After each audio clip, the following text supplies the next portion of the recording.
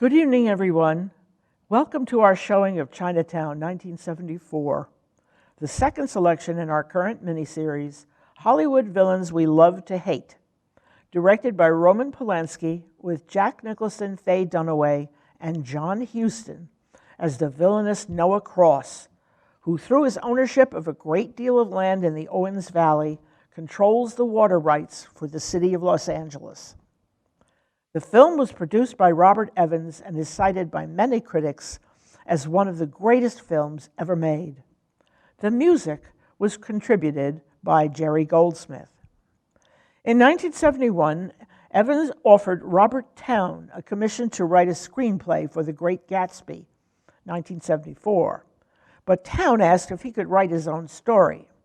It was that effort that became the screenplay for Chinatown, for which Evans paid only $25,000, incorporating many classic elements of film noir, and is mainly a multi-layered story of past psychological drama.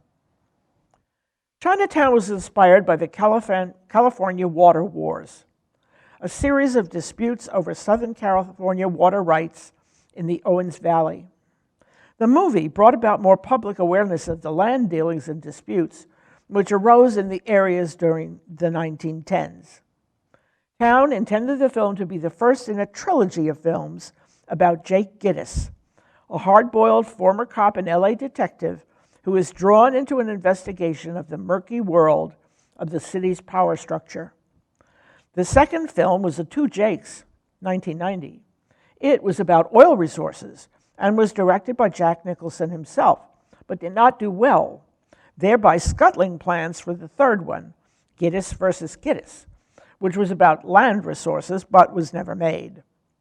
The character of Hollis Mulwray was inspired by Irish immigrant William Mulholland, 1855 to 1935, who was the chief engineer and superintendent of the Los Angeles Department of Water and Power, and oversaw the construction of the 220-mile aqueduct that carries water from the Owens Valley to LA. When Chinatown was released, it was received with critical praise and financial success, earning over $29 million on a budget of $6 million. It was nominated for 4 Oscars and won Best Original Screenplay for Towne. In 2008, the American Film Institute named it number 2 on its list of top 10 mystery films. On Rotten Tomatoes, Chinatown holds a 99% approval rating.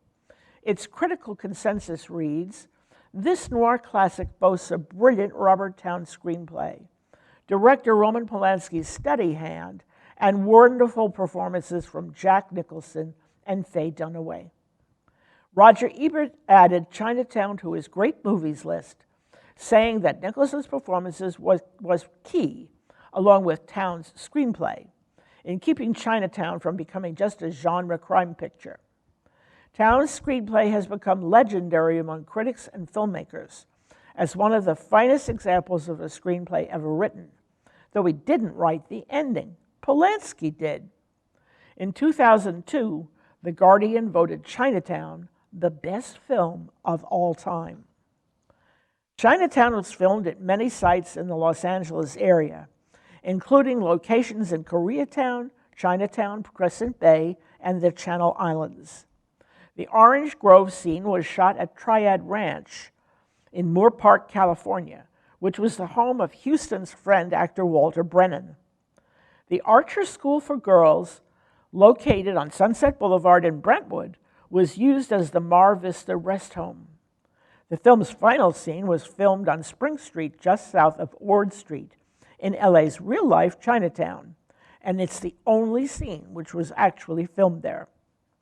The Mulwray Mansion was a home on South El Molino Drive in South Pasadena. Purpose-built sets were constructed to represent the interior of the Mulwray home, the interior of the Department of Water and Power, and the Hall of Records and Gittes' living room. The meeting room, where Mulwray opposes building the new dam, was filled in the council chamber of LA City Hall. The spot where Gittes observes water being dumped into the harbor was filmed at Point Furman Park near Gaffney Street in San Pedro, south of LA. Gittes takes incriminating photos of Mulray with mysterious young women at the north end of the lake in Echo Park, at Glendale Road and Park Avenue in Silver Lake. When Gittes visits Cross at his estate on Catalina Island, that's really the 1928 white Spanish modern Avalon Casino on Catalina Island. Curly's San Pedro house is on Lemon Grove Avenue in East Hollywood, and the body of Ida Sessions is found in an apartment on East Kensington Road in Echo Park. Plot summary. Chinatown is set in 1937 LA, where Jake Gittes is a hard-boiled private eye hired by Mrs. Hollis Mulray to find out if her husband is having an affair. Gittes starts tailing water company executive Mulray, who appears to be fixated inexplicably on dry riverbeds, but eventually is caught with a young woman. Almost immediately, Hollis Mulray disappears and is ultimately found dead. At this point, the real Mrs. Mulray visits Gittes, threatening to sue him for his possible involvement in Mulray's death, and Gittes realizes he's been implicated by someone who wants to set up the Mulray family. He continues his investigation into the murder, only to stumble upon a conspiracy involving the waste of thousands of gallons of water during a drought and the mysterious involvement of Noah Cross, Evelyn Mulray's father, the dastardly villain we love to hate. We're left to determine what Noah Cross has on Evelyn Mulray and what is the terrible secret that binds them together. Fun facts about the film. Note FDR's portrait, surrounded by beautiful tile work on the walls of the hearing room at the beginning of the film. A flock of sheep are released in the hearing room by a group of Angli farmers. A neo-noir style reflection shot of a young girl talking to Hollis Mulray is seen in Gittes' camera lens. A lot of brown sepia tones are used in the scenes of the water department offices. At the time of filming, Nicholson had been in a long-standing relationship with Angelica Houston, making his scenes with her father rather awkward. The only time that Angelica was on the set, they were filming the scene in which Cross interrogates Gittes with the line, "Mr. Gittes, do you sleep with my daughter?" Roman Polanski has a cameo as the Hood, who slashes Gittes' nose. In the film, Mulray is opposed to the dam, which is desired both by Noah Cross and the city of LA for reasons of engineering and safety, arguing that he doesn't want to repeat his mistake when the dam broke, resulting in hundreds of deaths.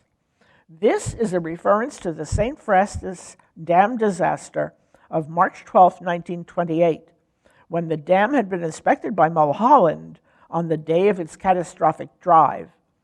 The resulting flood inundated the Santa Clara River Valley, including the town of Santa Paula, killing more than 600 people and ending Mulholland's career. Town took the titles and the exchange, "What did you do in Chinatown?" as little as possible, from a Hungarian vice cop who had worked in Chinatown, and explained to him that the complicated array of dialects and gangs in LA's Chinatown made it impossible for the police to know whether their interventions were helping victims or adding to their exploitation. Polanski knew that Evelyn Mulray had to die at the end of the movie in order for it to be more than just another thriller. But Evans disagreed, leading to the disagreement over this issue, and to the need for Polanski to rewrite the ending of the movie only a few days before it was actually filmed. Polanski also cut and reordered the script so that Gittes and the audience both learned about every plot revelation at the same time. J.J. Gittes was named after Nicholson's friend, producer Harry Gittes. Evelyn Mulray represents the traditional black widow of film noir, but later is seen also as a tragic victim of circumstances. In keeping with the technique that Polanski learned from Raymond Chandler, all of the film's events are seen through Gittes' eyes. When Gittes is knocked unconscious, the film fades to black and fades in again when he awakens. Evan looks Evelyn's look was carefully conceived after images of Polanski's mother, who favored the very fashionable pencil eyebrows and marcelled hairdo of a chic Jean Harlow of the late 1930s. Faye Dunaway complained that Polanski treated her cruelly on the set, with constant sarcasm and never-ending attempts to humiliate her. Jerry Goldsmith's score was honored by an Oscar and is still highly praised. He used several haunting trumpet solos by MGM's first trumpet player, Juan Rossi, who said that Goldsmith told him to play it sexy, but not like it's good sex. In the scene where Gittes hits Evelyn Mulray, Faye Dunaway actually asked Nicholson to smack her because all the previous takes had failed and she'd not been able to get her response right. Dunaway and Polanski were notorious for their on-set arguments. The film's title is a metaphor for the moral corruption of mysterious forces. Throughout the film, Geddes refers to his days as a cop in Chinatown, where you can't always tell what's going on. In Hollywood, the film's famous line, "Forget it, Jake, it's Chinatown," has become a mantra for those who have been burned or snubbed by the entertainment industry. The implication being that it's better to let it go than make an issue of it, because that's the way the industry works. This was the last film that Polanski made in the U.S.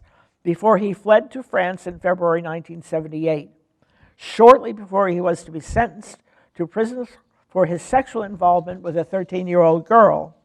He is still, to this day, avoiding countries which have extradition treaties with the United States.